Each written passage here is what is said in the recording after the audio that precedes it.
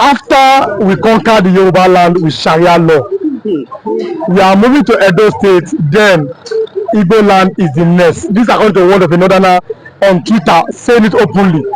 Yoruba land will be conquered through Sharia law, then we go to the Edo State and Igbo land. If you are watching, click on the like button, on notifications, like and share what you are doing here with others. Is there a possibility that Sharia law will ever work in Igbo land? It's a dream that never come true. Are you hearing me? It cannot work in the east, especially Igbo land. It cannot work. Let me tell you, they have tried. It's not the first person. This is not the first time. You understand me? Of them trying it and it failed, and it will continue to fail because one, we are not Islamic people. It's too strange to us, total strange to us. You understand me? Do you know why Christianity even dominate our power in the east? Do you know why? Because the Easterners, our way of communicating to God was how Abraham used to communicate with God with his father. You know, the Bible called him an idol. You know, he's an idol worshipper. Abraham was an idol worshipper. He started in the idol, but not actually in the idolic way of life, but we see it as the way of communication to God Almighty. That the means Chukwu Okike Obiama. So that same way is the way we are using to communicate in the God Almighty. You see why when Christianity now came and Christ was used as the platform of that our own source of the idol, you understand, to get our way with God. You see why we embrace Christianity and we are using Christ as our own idol to worship God, to go to get to God. You get it? So that is why. But when you come to this Islamic, they are calling Muhammad. They say Prophet Muhammad. And let me tell you, Muhammad, they call a prophet. Jesus is not a prophet. Are you getting it? He's God. And he remained. Muhammad died and Muhammad never resurrected.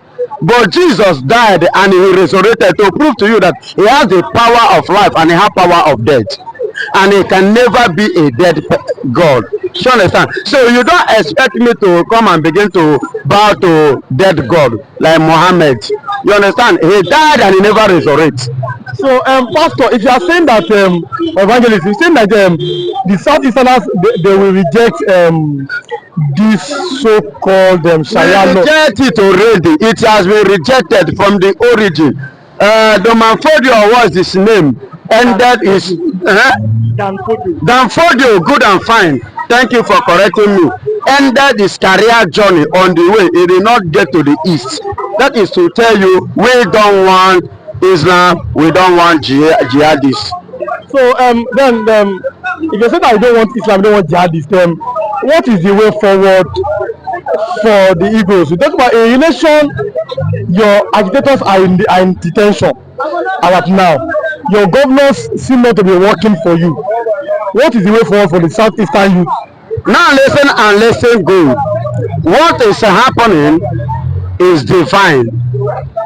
And why I don't know why many people are like being jingled or jingled because of Mazen Nnamdi Kanu invitation or like our PM being suspended for now on social media. Listen to me. Go and check the foundation. Go and follow the foundation of what? Freedom. Starting from the Bible. So they are not the first, it's not the best news. Now go to South Africa. Are you getting it? The former president of South Africa, Nelson Mandela, the late Nelson Mandela, he was arrested severally before finally giving a 27 years officially. You understand? He was arrested several occasions and was detained and released. But this one, he was not released. He was detained in prison for 27 good years. At last, he was free.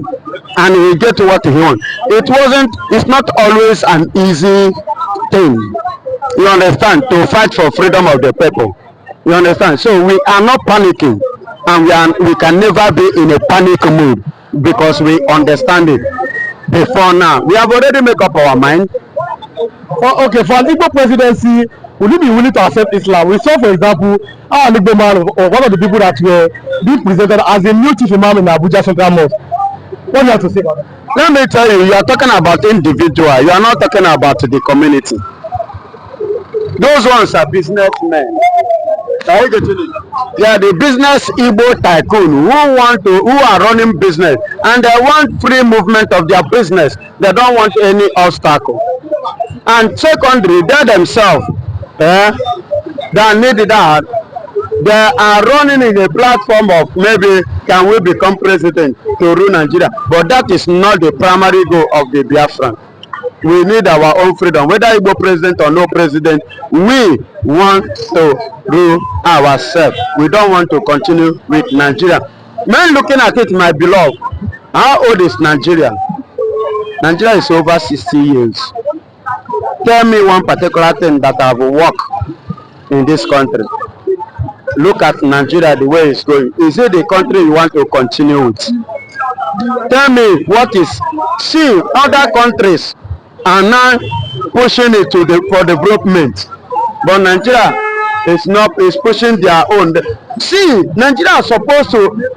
Do you know when South Africa became independent? Calculate it from now. They are just 20 to 30 years. If they are up to, let's say they are pursuing like they are 30 years now. But Nigeria is 60 something. Nothing to show. You cannot compare Nigeria with South Africa. As I'm talking to you, in everything. Today you cannot compare Nigeria with South Africa, and Nigeria is jumping up or telling you they are a giant of Africa. What makes you giant of Africa? In what aspect? Population. Are you getting it? So it's Nigeria not really a giant of Africa?